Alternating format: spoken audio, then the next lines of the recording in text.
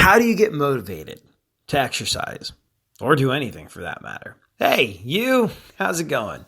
How are you? It's AD Roundtree. Welcome to this, your Monday edition of the show. Yeah, your Monday, your new day of your new week, your clean slate, your fresh start, a chance for you and I to move forward together into whatever it is that happens next, a chance for you to kick an entirely new work week directly where it counts. You're doing awesome. Hang in there. You got this. You are a badass. And if you need something, if there's anything I can do for you to make your Monday better, hit me up.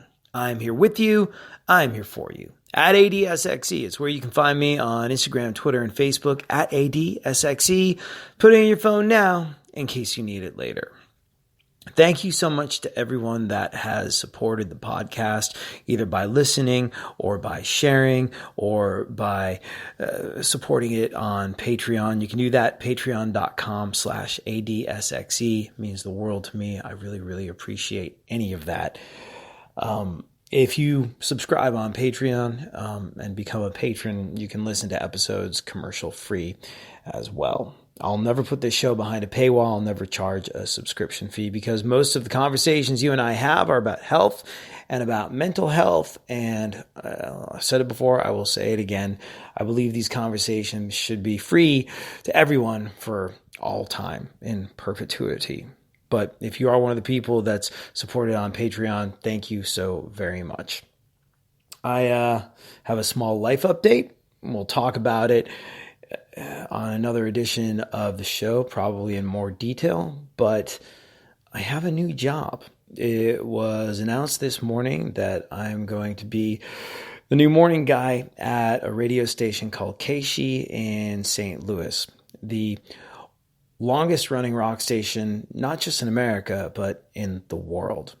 I am privileged and honored to just have a job during a time where in radio, there's less and less of those to go around. I feel very, very lucky to have landed where I did. But I also feel lucky because it's a legendary station. And it's sort of, it's a station I feel unbelievably lucky to be at because the people there are incredible. The team is amazing. The radio station has unbelievable heritage, obviously. But also, they're probably the only or one of the very few rock radio stations in America that don't want sort of a big-voiced, shouty morning guy. Nothing wrong with that. It's just that I'm not it. This radio station, they're a bunch of quirky music nerds. And, that is where they think I'll fit right in. And I have to say, I'm inclined to agree with them. I'm tremendously grateful. If all goes according to plan, I will start on the air there on April 4th. And, we'll talk about that more. But for those who have been asking, the announcement was made this morning. A press release went out, and a lot of people have been asking me, will you continue the podcast when you go do that? Yes, is the answer. Yes, this is my way of keeping my connection to you, people that have listened to me on various radio stations for the last 17 years.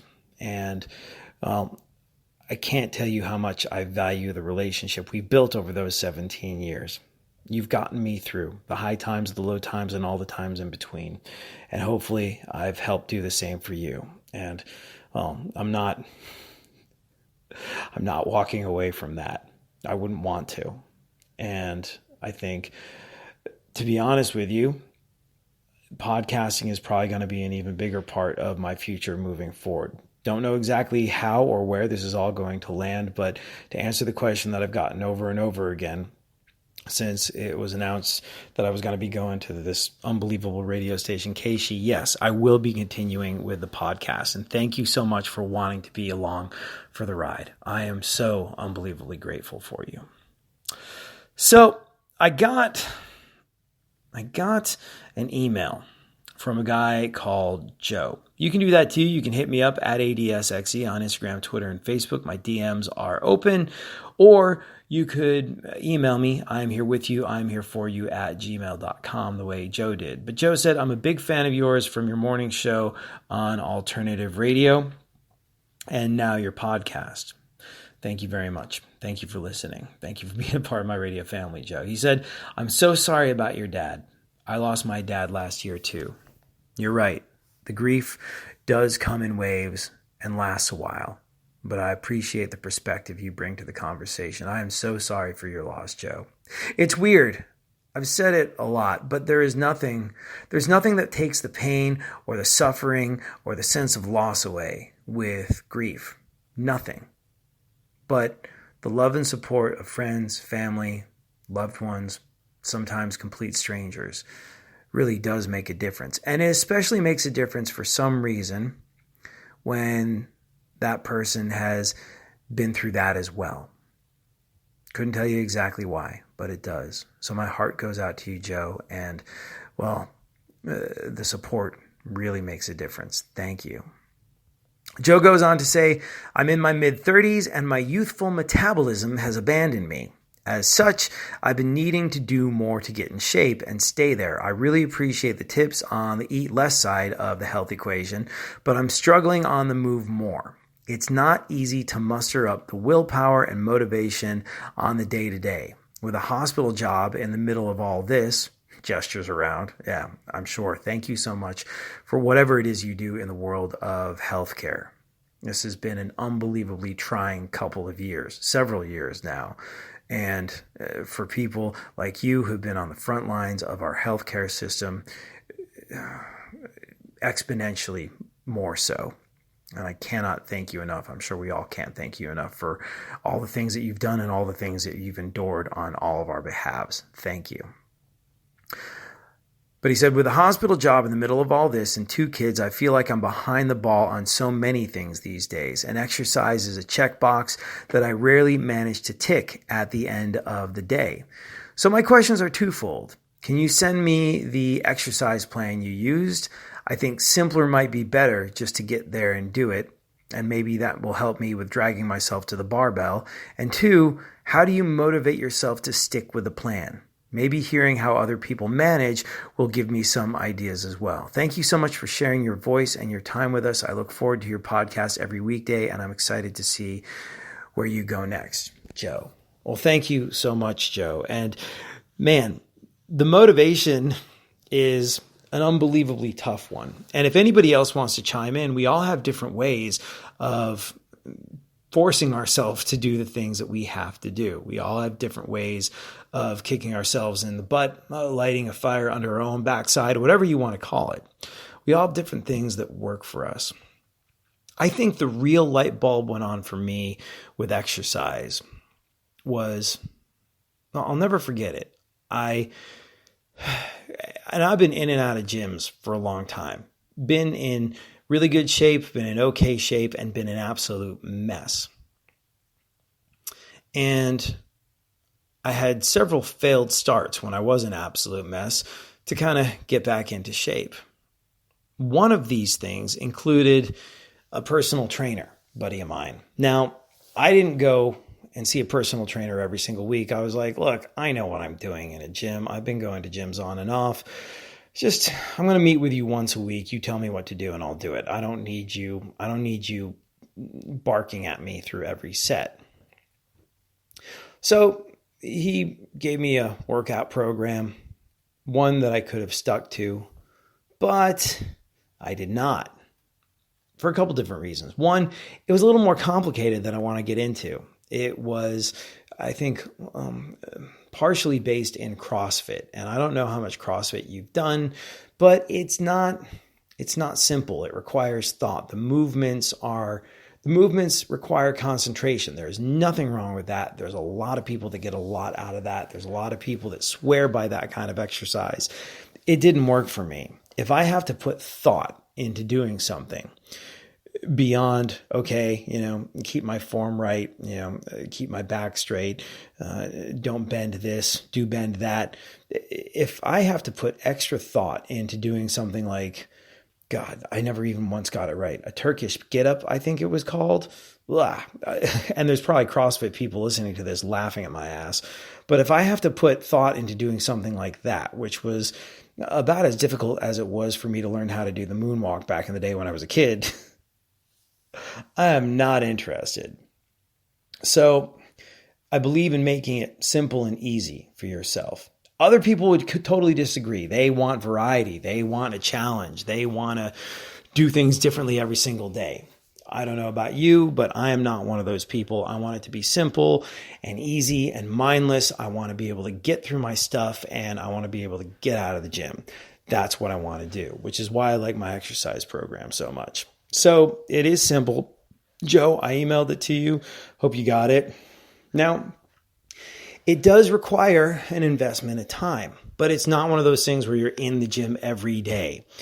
For people that do exercise, it's not.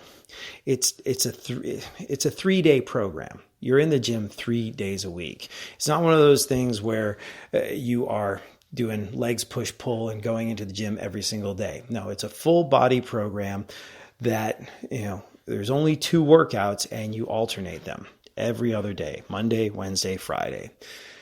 And they take about, if you give yourself proper rest time, which I like to do, I like to give myself at least 90 seconds of rest time so I can get the most out of every last set.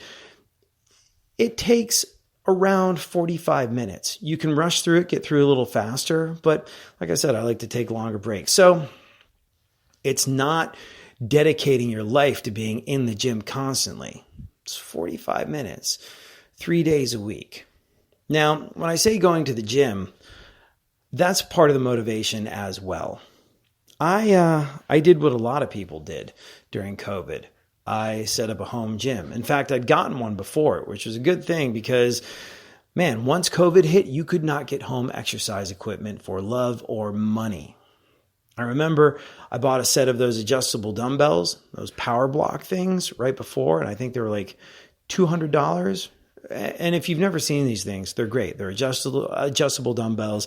They go all the way from 15 pounds up to 50 pounds, and it replaces a whole rack of weights. They're fantastic. I swear by them for at-home use. But I bought those for like $200, and the moment COVID hit, man, they were going for $500-$600 from reputable dealers. Market fluctuations caused the prices to shoot through the freaking roof. But nevertheless, I had some home gym equipment, and I thought that would be great. Work a little, bang out a set of this. Work a little bit more, do a set of push-ups or pull-ups or whatever it was I was doing. And I found that didn't work for me.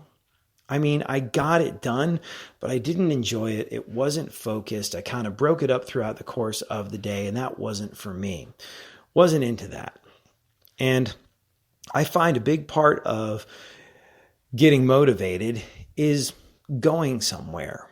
Now, I don't know what your life is like with your family and your work schedule, but if you can get away for 45 minutes 3 times a week, I think that's a big part of it. Because, well, if you've got the weights at home or you want to work out in your basement or whatever the case may be, it's great. It's right there, but it requires this extra level of discipline to drag yourself away from the television, drag yourself away from your family. Because, you love your family. You want to be around them, especially if you're like Joe and you have kids and, they're not necessarily going to be understanding of the fact that you are bench pressing something. I started doing bench presses on the floor with dumbbells. I really like that.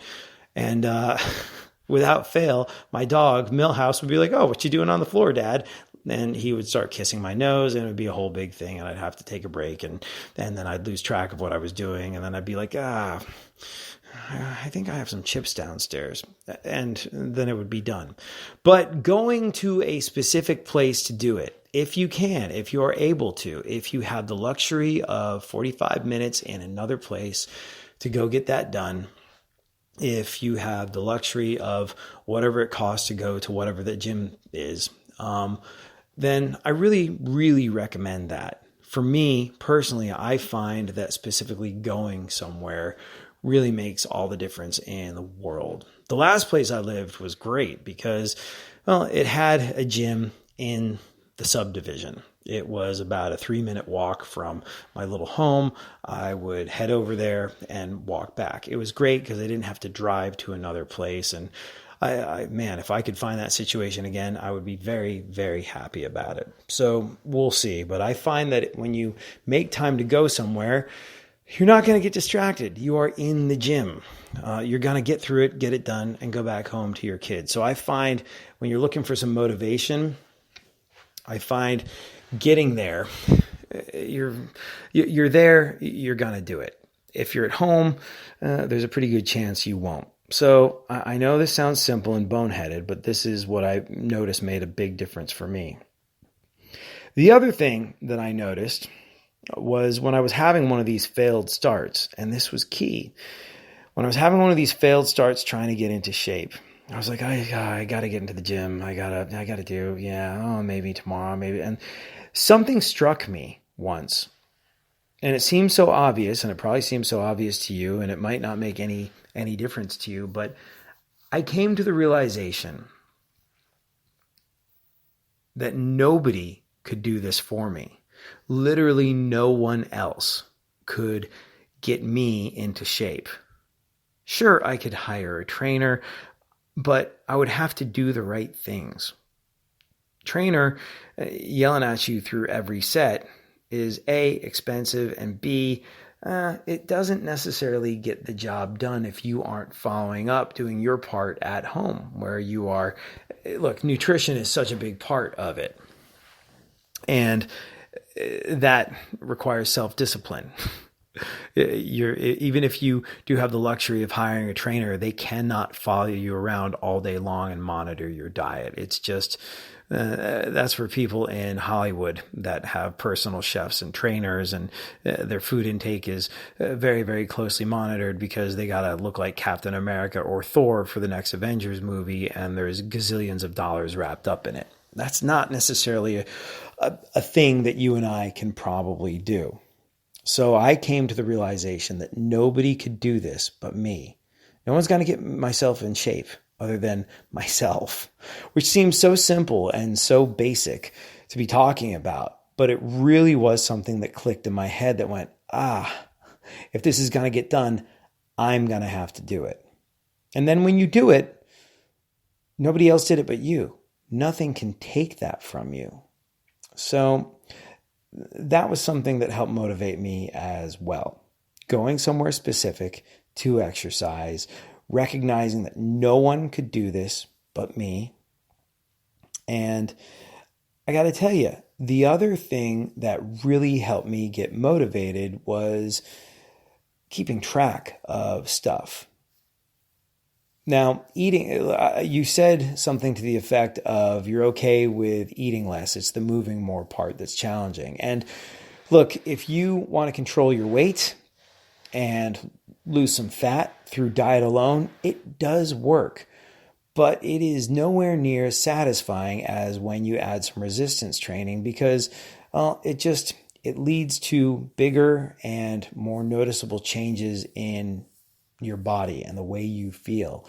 And that in itself is motivation. When you see results, when you step on the scale and you see results, when you look in the mirror and you see results, when you go, I have been working and here are little signs consistently showing up that I've been doing this, well, that's good. That'll keep you going. You see a step or two being taken in the right direction, it makes you want to take more. And that leads me to my next observation about all this, the step counter. Now, you want to move more. And, well, if you are doing things the way I recommend you do, you are tracking your food intake. You are eating somewhere between 10 and 12 calories per pound of ideal body weight. Meaning, if you want to weigh 180 pounds, you are eating around 1,800 to 2,000 calories a day. And as you track that through something like the MyFitnessPal app, if you don't have it, please download it. But as you're tracking your food intake, you will also see the step counter show up in your phone. Almost every phone has one. And I think it automatically syncs to it. So it'll tell you how many steps you've taken and how many extra calories you've burned or earned. You know, if you're trying to eat 1,800 calories and you burned 300 calories walking, well, you go, that's a Snickers bar I can have tonight.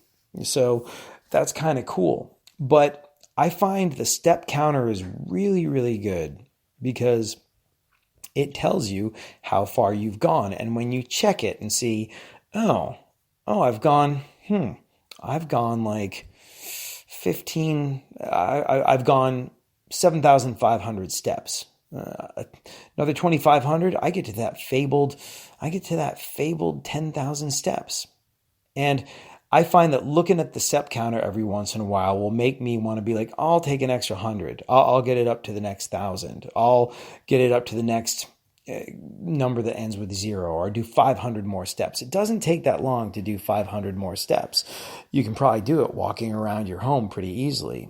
And well, something about seeing the step counter, and maybe it's my obsessive compulsive disorder, which I do have and is a very real thing, that makes me want to fill my gas tank up to even numbers when I'm gassing up.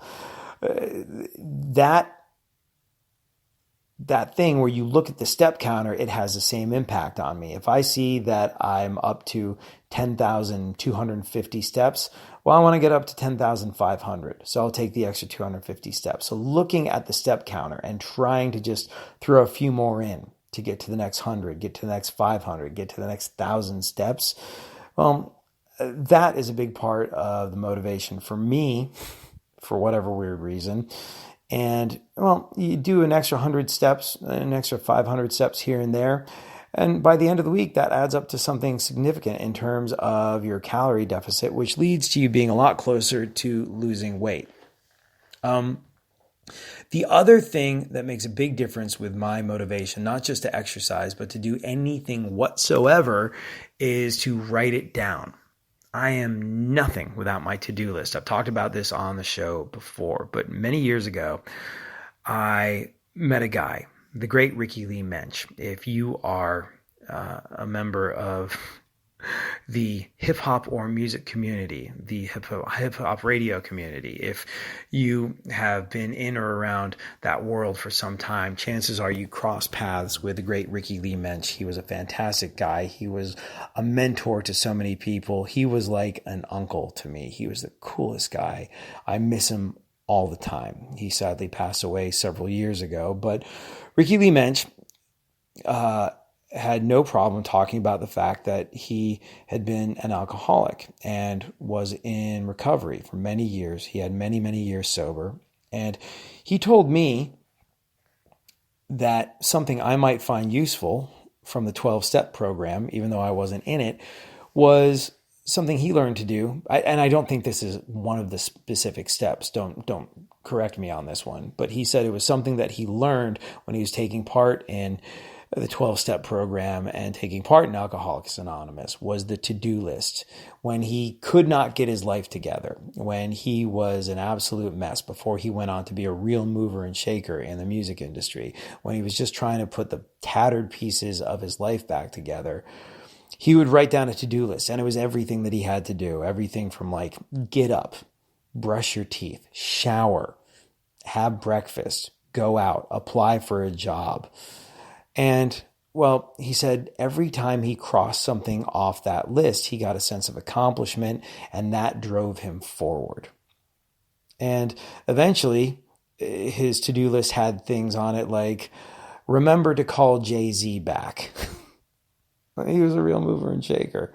And he said that to-do list was something that he stuck with for the entire time that he was going through this process. And I'm pretty sure he stuck with it up until the very end of his life. But that to-do list really, really, I'm completely scattered. I'm completely sort of ADD, and I'm all over the place. And if I didn't have the to-do list, I would get lost, and I would feel lost, and I would get so much less accomplished. But also, he really had a point about what it does for your forward momentum and your self-esteem when you make a to-do list and you cross off things on it.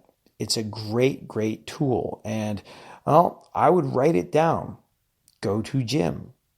You might want to even get as specific as bench press, overhead press, squats, things of that nature. But making your exercise part of your to-do list means that it's going to be looking at you all day. And whenever you fit it in, you fit it in. And I think there's a much better chance of you fitting it in if you write it down. Here's the other thing that's very important to point out. You want to be consistent. Now, consistent to me is not being militant about it. Ideally, you should be in the gym 3 days a week, Monday, Wednesday, Friday, doing alternating workouts.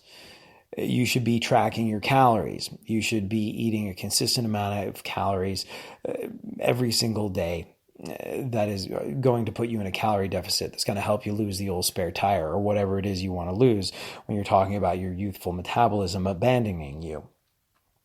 But say you screw up. Say you miss a workout. Say you can't get to the gym one day. Say you eat an entire sleeve of Oreos. Say you go to an all-you-can-eat buffet and go absolutely hog wild. Say you go out to dinner and there's no way you can track those calories. Who knows what's in that? Say you go over to your mom's house for dinner. Who knows what's in that? That is not messing up. That's not falling off. Missing a workout, breaking your plan for the amount of food and calories and protein and all of the above that you're trying to eat. Messing that stuff up isn't failure. Not getting back at it again is, well, that's falling off. So, don't let it get you down if you don't make it to the gym on a Monday, Wednesday, Friday. There were so many times where I was completely beat on a Friday. I'm like, no way. I need to lie here and watch TV and just be face down in my carpet for a while. The gym, that's not happening. But I would go on a Saturday instead. Or maybe I wouldn't go, but I'd be back at it on a Monday. And if I wasn't at it on a Monday, I would go in on the Wednesday. Those little slip-ups, they're not the things that are going to define you. Whether you get back at it after the slip-up, that is what's going to define you. So it's a weird thing, but I think staying consistent by going easy on yourself and not feeling like you've blown it just because you eat the cookie or you skip the workout, I think that's a big part of it. So if you mess up, recognize that you haven't really messed up. You just have to get back at it on the next gym day or whatever the case may be. So these are the ways that I stay motivated. I write things down. I am a big believer in tracking calories and nutrition and using a step counter. And by the way, the whole tracking thing, it's not that big of a deal. Most things have a barcode on them that you can zap. And, if I am being really strict about it, I do have a little scale. And if I want to, I haven't done this in a long time because I haven't been crazy intense with what I was doing in a long time.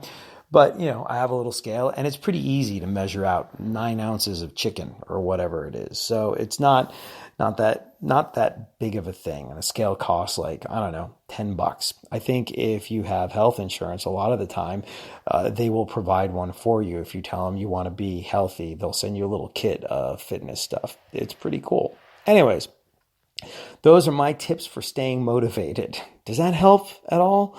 I really, really hope it does. And I wanted to say one more thing about what you talked about, saying your youthful metabolism has abandoned you. Now, I am not a doctor. I'm not a trainer. I don't know anything. I find it slightly weird that so much of this show centers around health and fitness, but someone put it really nicely when they said, you're not a gym guy, but you're our guy. And we trust you and you've gotten some real results. Plus, you're not trying to sell us something. So that's why we keep asking you questions about that stuff. Cool. I'm going to do the best I can to help you. But I'm not a doctor. I'm not a trainer. I'm not a scientist. But that thing you said about your youthful metabolism abandoning you. Here's the thing. I think there was this notion that was floating around for a long time that once you hit 21 or once you hit 25 or once you hit 30, boom, your metabolism crashes down to a snail's pace and all of a sudden you could eat whatever you want 5 years ago and be a ripped toned, shredded, single-digit body fat having super athlete. And now you look at a potato chip and all of a sudden you're Jabba the Hutt. recent research has shown that it's not necessarily your metabolism slowing down, and your metabolism doesn't really slow down until much, much later in life, not until the age of 60. Some people say later. And this is from respectable universities. I'm not able to cite my sources, but this is stuff that I've actually read because I was curious about what you said. I dug around. Now, these are the things that will slow your metabolism down. It's not necessarily age, but with age, with being a dad, with having a job, with not necessarily moving around so much, you become less active and you lose muscle mass. And when you're less active and you lose your muscle mass, when you're not sort of exercising as much as you were, you are going to burn less fat. It's not the age, but it's some of the things that come with age. Some of the more sort of like environmental or societal things that come with age. Generally speaking, we are not as active at 35 as we were when we were 21. We have cars, we have jobs, we are not walking to bus stops, we are not taking trains, we're not on bikes, we're not running around being idiots, we're not spending as much time on foot. People are like, man, I was in college and I was in the greatest shape ever. Really? How many steps a day do you think you're taking as you're walking across a quad? Oh, well, that is a lot. How many steps do you take now sitting at your desk? Way, way less. It's these little pieces of activity that really add up. Generally speaking, as we get older, our lifestyle makes us less active. And as we get less active, we burn less calories.